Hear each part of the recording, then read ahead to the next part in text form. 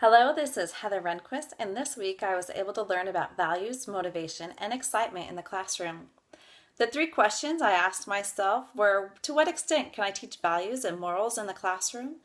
And how can I foster ambition and motivation from within? And finally, what strategies can I use to help energize and excite the students in my classroom?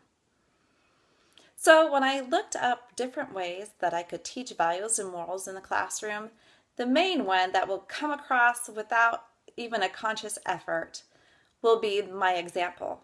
So it is important that I do make an intentional effort to make sure that the standards that I show and the expectations that I have reflect the high standards and values and morals which I have. Also, in teaching younger children about it, I found the story Inch and Miles, The Journey to Success by Coach John Wooden. You may be familiar with his pyramid of success that he's done based on his team and being able to bring them to success in their championships. But this is a great way to teach it for young children. And it would be wonderful to not only read the book, but then take an opportunity to study maybe each week or a different time each day one of the different bricks that you use to build that pyramid of success.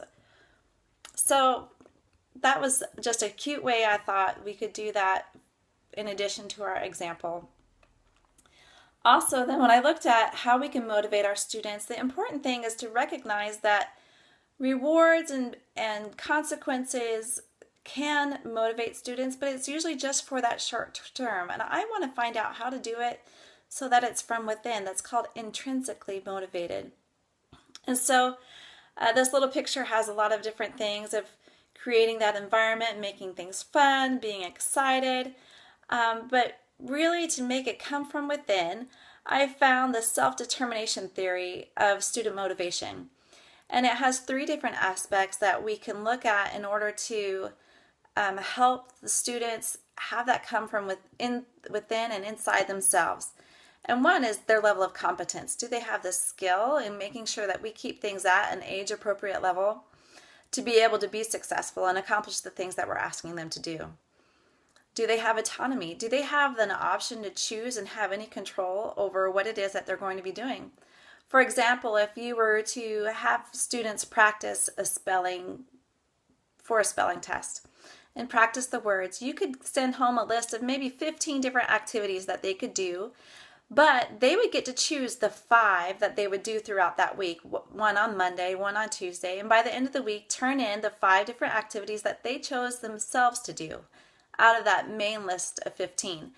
When they have a little bit of control over what they want to do, it makes all the difference. And then also looking at how things are related to each other, making connections with the world, with things around them, with maybe you're learning about loyalty and you're reading another story in a different class and maybe that character expresses that characteristic and you can talk about how that's happening. So you can relate things together, relate it to their lives, in fact make it relative to them. Why is it important for them to know this and what difference is it going to make for them in their lives? And you can see where the 3 of those things intersect and connect. That's where that student will find that motivation within themselves to be able to be successful and do the things that you're hoping that they will do. And then finally, I wanted to look at strategies that I could use to energize my classroom to make it exciting for them. And there's several, but they fall under the category of active learning. And basically, you don't want to be doing a lecture type scenario where your kids are just sitting and listening the whole time, but that they can interact and ask questions. You ask them questions so that they're the ones thinking and not just listening. You can do so many things with technology these days. You get them on the computers or on the iPads in their laps and search, do research on the web, find things, find case studies where it's correlated with it, get them working together in groups and collaborating with each other, doing peer evaluations and feedback.